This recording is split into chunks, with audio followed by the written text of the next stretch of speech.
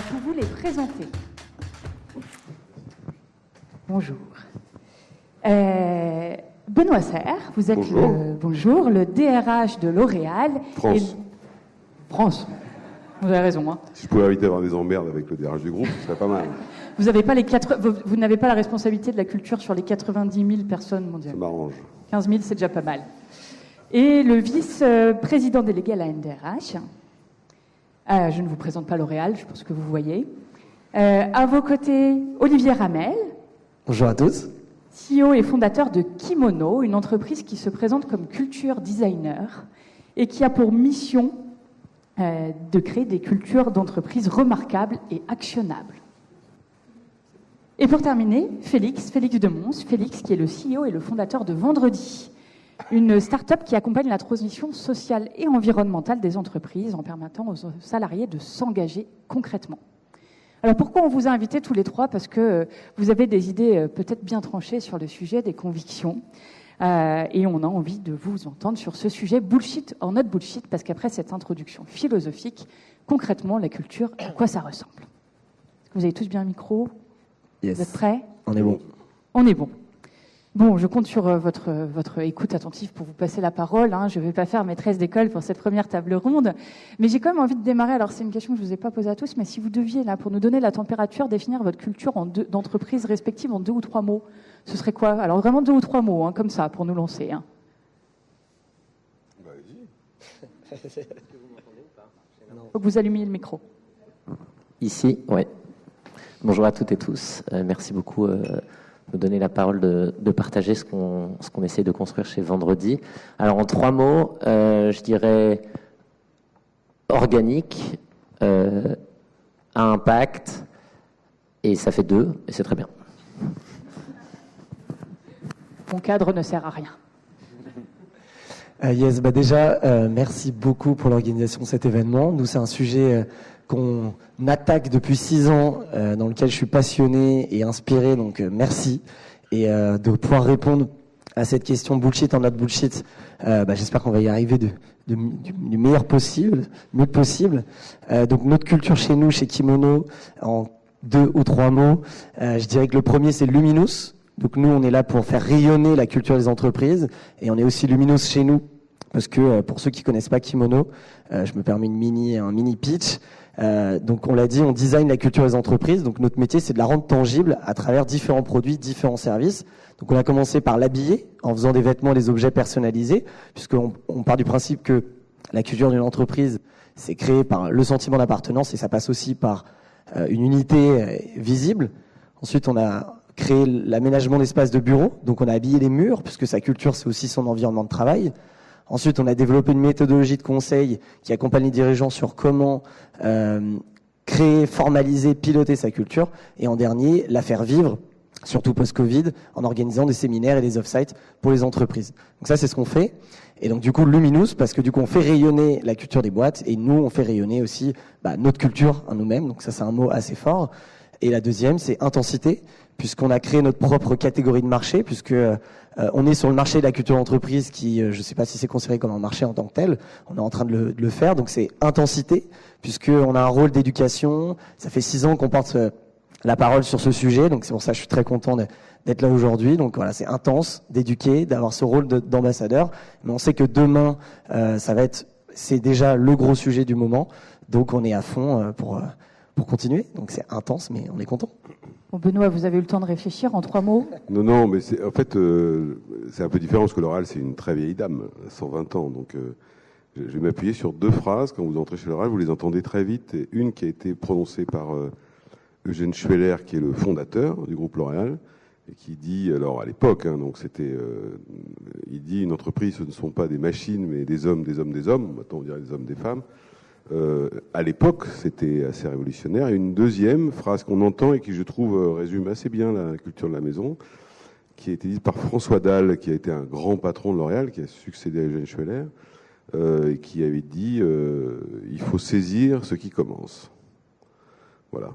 Donc c'est vraiment 2 choses qu'on voit, alors après avec tous les défauts et qualités de ça, mais c'est très fondamental comme système. Saisir ce qui commence, c'est-à-dire la capacité d'innovation, la capacité de risquer, la capacité d'oser, et donc, si possible, la liberté d'entreprendre. Voilà. Puisque vous avez la parole, j'ai envie qu'on rentre direct garder, dans le alors. sujet. Quand on a 90 000 personnes au niveau mondial, 15 000 à peu près en France, comment on fait pour que sa culture d'entreprise, ce ne soit pas juste quelques valeurs affichées sur les murs?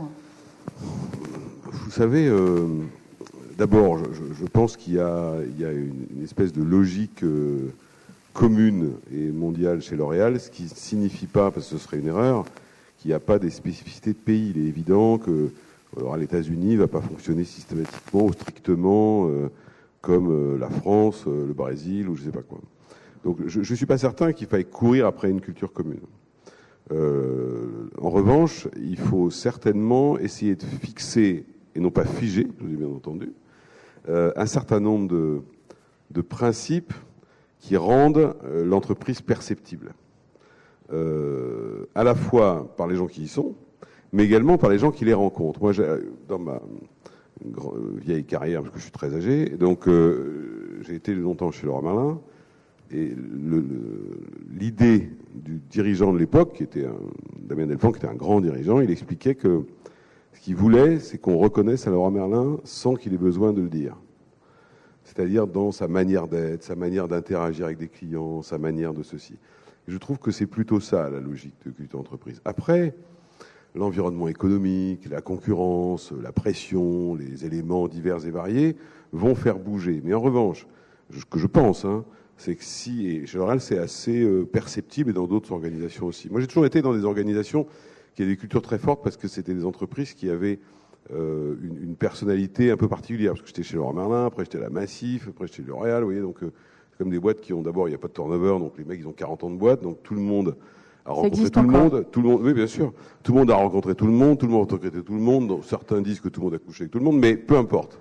Donc en attendant, ça veut dire que vous arrivez dans des cultures fortes. Et j'ai toujours été frappé par le fait que c'est le comportement des gens qui exprime la culture. C'est pour ça que je suis toujours un tout petit peu réservé sur les panneaux d'affichage, sur les grandes déclarations, sur tous ces trucs-là. Le sujet, c'est est-ce que les gens au quotidien, dans leur management, dans leurs relations, tout ce que vous voulez, peuvent dire, bon, en fait, les panneaux que je lis ne sont pas incohérents avec ce que je vis. Voilà, c'est ça le sujet. Et donc ça repose beaucoup sur les gens.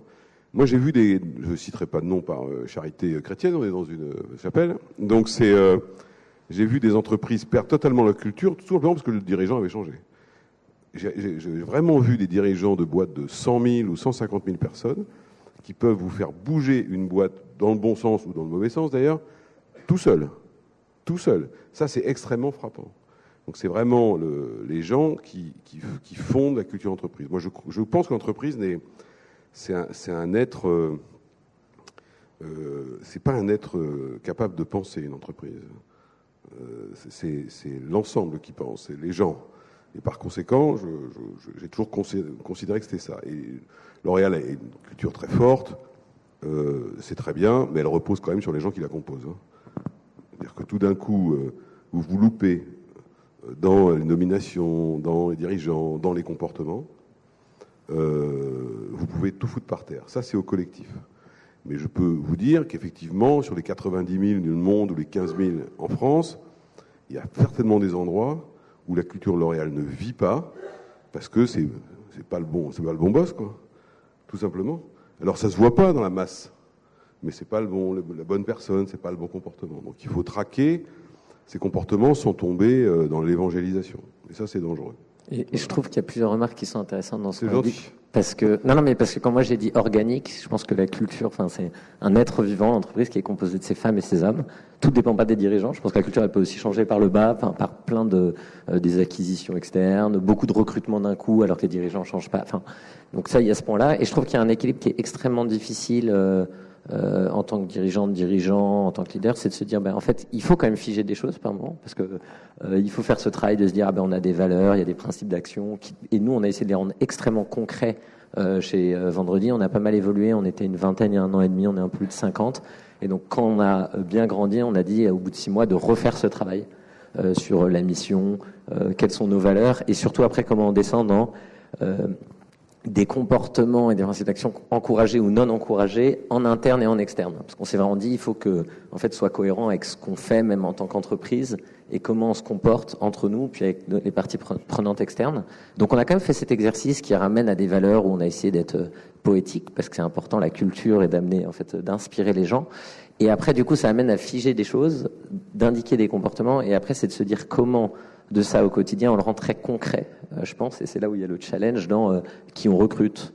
Au moment où on fait les périodes d'essai, de se dire est-ce que la personne, elle est bien alignée avec les valeurs, de se dire comment ça, on se permet aussi de les faire évoluer dans la pratique, enfin, comment on l'incarne dans la pratique du quotidien, et c'est là où je trouve que c'est intéressant, et ça recoupe beaucoup, même nous, dans une structure de 50 personnes, c'est pas tout à fait la même façon de vivre la culture dans les différentes équipes. Ça ne veut pas forcément dire que c'est pas la même culture.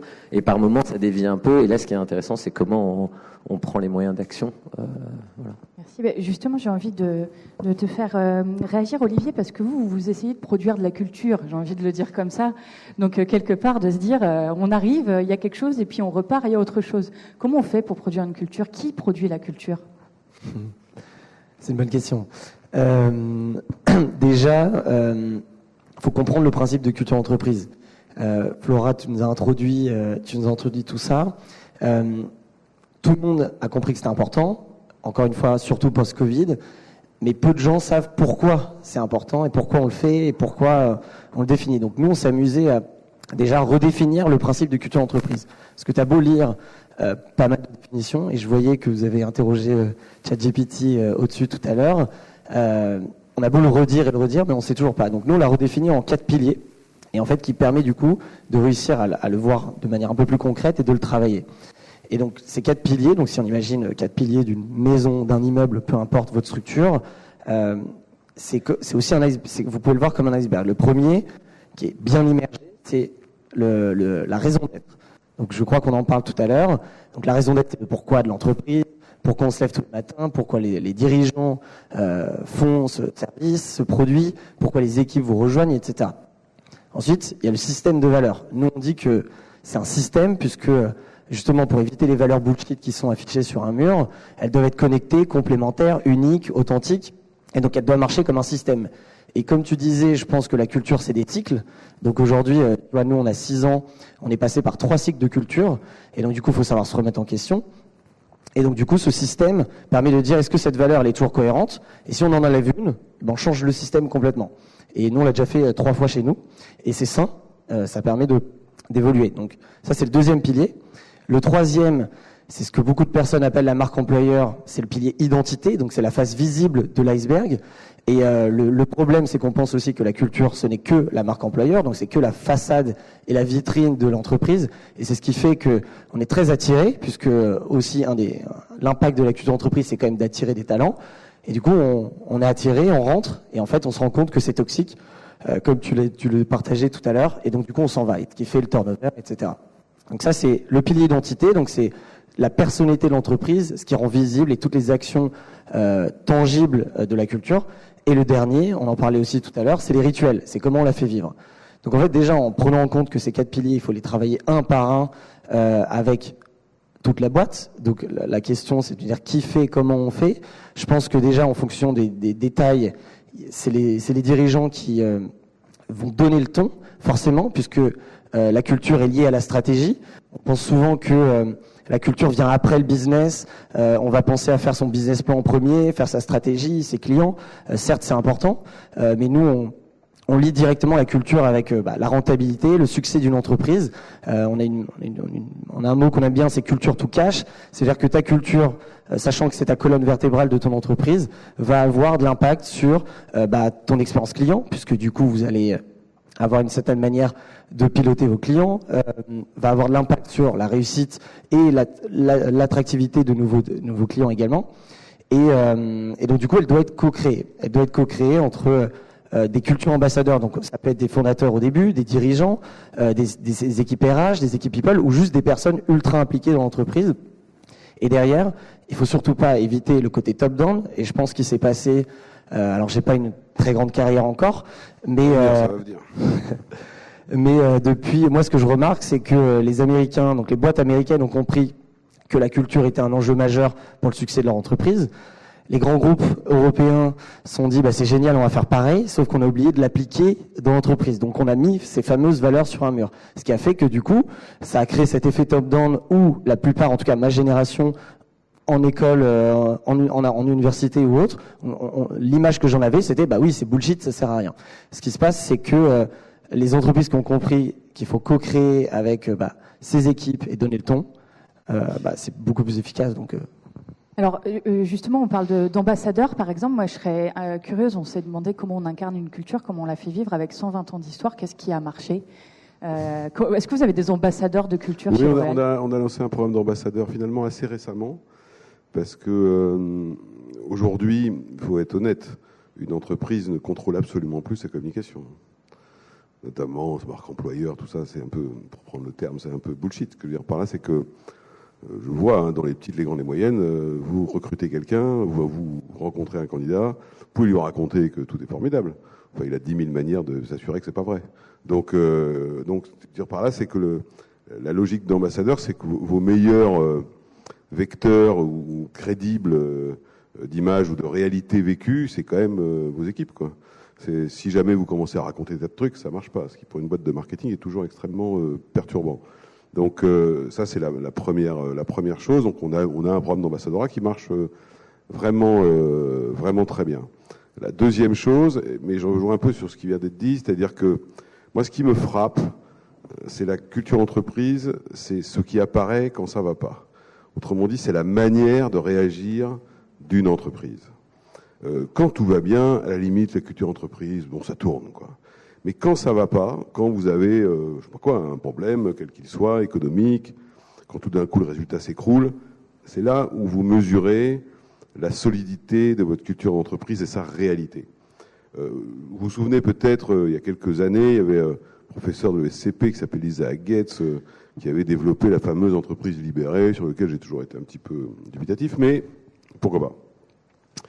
Et il y a des entreprises qui ont mis ça en place, dont une, et le DRH tout content m'expliquait qu'il avait mis en place l'entreprise libérée. J'ai dit, tu verras, quand ton résultat opérationnel s'écroulera de 30%, elle va plus être libérée du tout.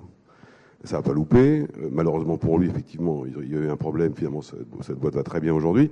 On ne parlait plus d'entreprise libérée. Autrement dit, je pense que c'est quelque chose qu'on ne crée pas comme ça. C'est quelque chose qui apparaît et qui est assez long à construire. Et comme c'est long à construire, c'est nécessairement instable. Parce que ce que je pense, c'est qu'elle repose sur les gens. Et par nature, c'est instable. Elle est impactée par ce qui se passe dans la société, etc. etc. Donc, c'est la manière de réagir. La deuxième, et vous l'avez dit, je suis parfaitement d'accord avec ça, une culture d'entreprise placardée sur les murs, qui n'est pas vécue, qui n'est pas incarnée, qui n'est pas portée par les gens qui s'y trouvent, ça, c'est du bullshit complet. Et vous avez évoqué tout à l'heure la question de la raison d'être et de la coopération. Moi, ça m'amuse. Comme je disais tout à l'heure, j'ai été chez Leroy Merlin. J'ai 2 minutes, je vais vous expliquer 2 trucs. Un, chez Leroy Merlin, on avait lancé la démarche Vision, donc on ne parlait pas de culture entreprise, on ne parlait pas de raison d'être, on ne parlait pas de tout ça à l'époque. C'était en 2002. Et la première fois qu'il l'avait fait, je crois que c'était en 99, ça a donné à 250 000 propositions. S'il y a des gens qui sont clients de Leroy Merlin ici, les fameux rayons d'éco viennent de ça. Donc la coopération, évidemment, la capacité. Mais ça, il faut avoir des dirigeants qui ont le courage de se confronter à leurs collaborateurs et qui leur ont dit ce qu'on vend, c'est n'importe quoi, il faut changer. La deuxième chose, c'est quand j'étais en Russie, parce que j'étais DRH de Leroy Merlin en Russie, il a fallu que je développe les valeurs, parce qu'il y avait les valeurs du groupe, donc on m'a dit il faut que tu fasses les valeurs en Russie. Donc voilà. Finalement, on a changé complètement le système. On a raconté à l'ensemble des collaborateurs, c'était un peu compliqué, ce que nous entendions par tel ou tel mot, nous, Français. On leur disait, voilà ce qu'on comprend de ce mot-là, et en leur disant, pour vous, quel est le mot en russe qui correspond le plus à ce qu'on vient de vous raconter. Et c'était intéressant parce que ce jour-là, j'ai compris qu'une culture n'existe pas si on ne la confronte pas à la réalité culturelle du pays dans lequel elle se trouve. C'est pour ça que pour répondre à votre première question, oui, L'Oréal a des fondamentaux communs, mais chacun de ces fondamentaux s'exprime différemment selon le pays où vous êtes, parce que sinon ça ne s'exprime pas. Vous ne pouvez pas former les choses. Et juste pour vous faire sourire, en Russie notamment, moi au début je ne savais pas ça, donc j'écoutais, j'expliquais que Leroy Merlin voulait construire ensemble, etc., etc. Et un jour j'ai une collaboratrice russe qui vient avec un petit papier et je lis des phrases en russe dedans avec marqué construire l'avenir ensemble, travailler, être solidaire, je sais pas quoi. Et je lui ai dit, c'est bien ça, c'est quoi?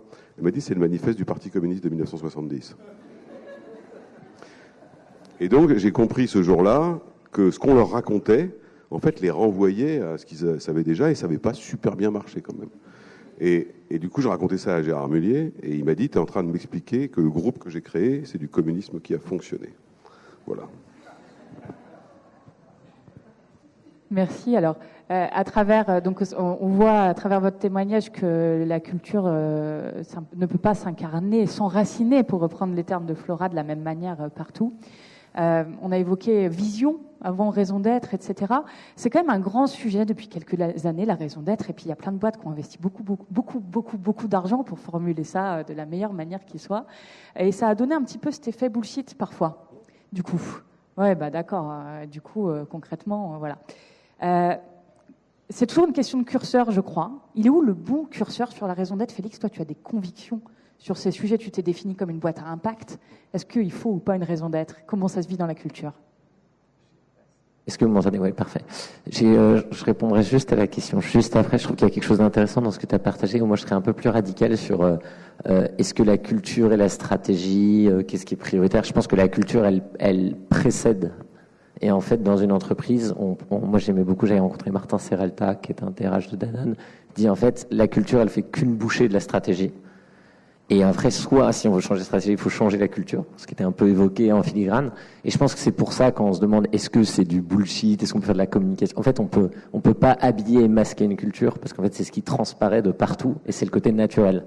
Et du coup, on peut pas emmener une entreprise à un endroit si elle est pas alignée avec la culture et ce qu'elle souhaite faire. C'est-à-dire, si on a une culture qui est extrêmement entrepreneuriale, avec plein de gens qui innovent en local, et on va dire, OK, on va tout centraliser, faire un seul produit, tout, c'est impossible d'aller là avec les gens, il faut changer tous les gens. Et du coup, pour moi, cette question de culture, c'est pour ça qu'elle est très identitaire dans une entreprise.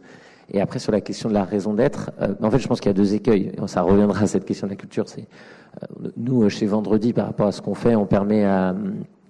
moi, la conviction que je porte très personnelle, c'est on a un terrain de jeu qui est le travail, 80 000 heures de nos vies. Il y a des sujets sociaux, environnementaux urgents, et je pense qu'il y a un énorme problème dont on a hérité, c'est qu'on a mis d'un côté le monde de l'entreprise avec un capitalisme qui a une certaine forme d'efficacité, mais qui prend pas en compte certains enjeux sociaux environnementaux. Donc, on va un peu dans le mur, et en plus, ça correspond pas vraiment aux aspirations individuelles. Et donc, avec Vendredi, ce qu'on a lancé au début, qui était sous un format associatif, c'était de permettre aux salariés sur leur temps de travail d'agir sur les sujets sociaux environnementaux. Au début, ces salariés, c'était des stagiaires. Maintenant, c'est plein de salariés aussi. Au début, ces stagiaires, ils faisaient 1 jour par semaine en association, d'où le nom Vendredi. Et maintenant, les gens, ils vont sensibiliser au climat en faisant des fresques du climat, ils vont faire du don du sang, ils ont un peu de temps pour agir en lien avec la transition sociale et environnementale de leur entreprise. Et je pense que c'est pour ça que tu me poses cette question. Et moi, la question de la raison d'être, je pense qu'elle est assez fondamentale, parce que c'est un des 4 piliers en fait, que tu mentionnais. Et je pense qu'après, c'est comme les questions de valeur. C'est-à-dire que si ça s'incarne pas dans le quotidien, sur les autres piliers, en fait, c'est juste du vent. Et donc, moi, mon propos, il est là. Donc, c'est-à-dire, ça ne sert à rien de définir une raison d'être si on se dit pas comment elle résonne en stratégie, comment elle est incarnée dans les valeurs du quotidien, dans les rituels, les onboardings, les moments d'équipe. Voilà. Donc ça, c'est mon point. Et après, mon avis très personnel sur les cultures, c'est là où j'évoquais le mot organique. Je pense qu'une culture, ça évolue. Et ça évolue comme un être humain dans une société. Les entreprises sont pas hors sol, c'est pas juste des papiers, des SAS, c'est des communautés de femmes et d'hommes qui vivent eux-mêmes dans une communauté et dans un monde qui change. Et pour moi, du coup, ce qui est hyper important dans une culture, c'est d'avoir une culture qui a une capacité de remettre en cause la raison d'être de l'entreprise, ses valeurs, pour la faire évoluer. Et ma conviction très personnelle là-dessus, c'est que face à l'urgence en fait environnementale et sociale, il faut pas seulement se dire toutes les entreprises doivent être par design à impact, parce que nous, Vendredi, on est né pour résoudre un des 17 ODD et de se dire comment les gens contribuent aux sujets sociaux et environnementaux. Donc, c'est par essence. Objectif de développement durable. Et, ouais, ODD, objectif de développement durable. Donc, il y a les 17 de l'ONU pour réussir à avoir un monde durable, puisqu'aujourd'hui, on est dans un monde qui n'est pas durable. Et du coup, je pense pas que des boîtes comme Leroy Merlin ou L'Oréal servent à rien, parce que pas du tout. En fait, quand on travaille sur l'habitat ou la beauté, c'est extrêmement important. Ça veut pas dire que par essence, on est là pour résoudre des problèmes de société. Mais par contre, je pense que la raison d'être constitutive ou kimono, elle est constitutive pour se dire il y a un projet d'entreprise, il y a une vision sur laquelle on va accoler des valeurs, c'est des façons de fonctionner ensemble. Et c'est pour ça que pour moi, la raison d'être, elle est pas, en fait, elle est nécessaire. Elle n'a pas besoin d'être affichée sur des murs, pensée, mais elle est nécessaire. C'est-à-dire que si au bout d'un moment on grandit et on n'a pas pensé et structuré cette raison d'être, je pense que en fait on n'arrive pas à embarquer les gens. C'est mon avis. Et par contre, si elle est dissonante, c'est comme en marque employeur, c'est-à-dire on peut dire nous on est comme ça, on a telle et telle valeur. Bon, les salariés, si on arrive et c'est sorti d'un placard et que c'est pas du tout vécu, en fait on n'embarque personne. Voilà. Donc je pense que cette question-là, ça rejoint beaucoup ce que tu mentionnais. Oui, vous avez l'air aligné sur finalement, il n'y a pas beaucoup de confrontation quelque part. Il n'y a pas de clash, désolé. Non, mais je vais vous dire, c'est intéressant parce que un jour il y a une entreprise comme ça, comme j'avais travaillé le sujet chez Laurent Malin, etc., ils m'ont demandé de venir les voir parce qu'ils avaient du mal à accoucher de leur raison d'être. Parce que il y a quand même un truc, il y a une étude qui a été faite par le BCG il y a 2 ans sur la raison d'être. Ils ont interrogé tous les salariés des boîtes du CAC 40 qui ont une raison d'être. 75% des salariés répondent, c'est de la com. Donc il y a un petit sujet quand même. Donc je dis pas que je partage tout à fait ce que vous avez dit, mais évidemment ce qui est extrêmement difficile, c'est la traduction managériale du quotidien, de ce qu'on raconte, quoi. Mais dans cette entreprise, moi, c'était une expérience qui m'a beaucoup marqué, parce que j'ai essayé, comme le DG m'avait dit, tu veux pas nous aider? Moi je faisais autre chose à ce moment-là, je dis why not, donc j'y vais. Et il tournait, il m'expliquait qu'ils faisaient tout formidable, sûrement, mais ça sortait pas, quoi. Et finalement, j'ai eu une espèce d'éclair de génie, ça m'arrive une fois tous les 20 ans, donc c'était ce jour-là. Et je leur ai dit, qu'est-ce qui manquerait si vous disparaissiez?